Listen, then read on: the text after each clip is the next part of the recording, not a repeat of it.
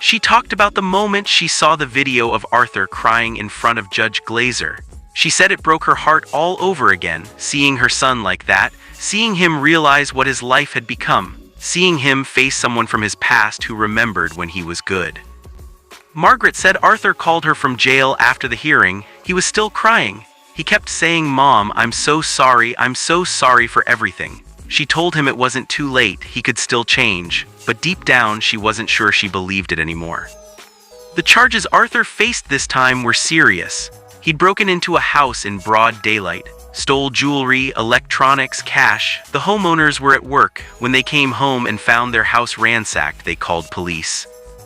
Arthur was spotted a few hours later driving recklessly. Police tried to pull him over. He fled, high-speed chase through Miami streets. He crashed into two parked cars, then tried to run on foot. Police tackled him. He resisted. They had to tase him.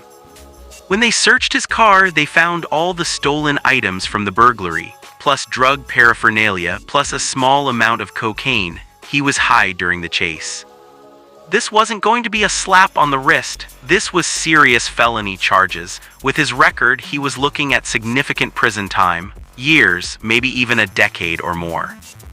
Arthur's public defender, Maria Santos, knew it was a tough case. Her client was caught red-handed. Video evidence, physical evidence, witness statements, multiple charges, long criminal history, not much room to negotiate. But then something unexpected happened. After the viral video, people started reaching out. Drug rehabilitation centers offered to help. Addiction counselors volunteered their services. Even Judge Glazer, though she couldn't get directly involved in his case, made some calls behind the scenes. A treatment center in South Florida called Hope Recovery offered Arthur a spot in their long-term program. 1-year minimum, intensive therapy, medical supervision, job training, housing assistance after completion. But there was a condition: he had to want it, he had to commit, no more excuses. The prosecutor, David Chen, saw an opportunity. Arthur Booth had been through the system so many times. Prison clearly wasn't working. Maybe treatment would. Maybe this viral moment, this emotional reunion, maybe that was the wake-up call Arthur needed. Chen approached Maria Santos with a deal. Arthur would plead guilty to the charges, but instead of prison, he'd get 10 months in county jail followed by immediate transfer to the treatment program.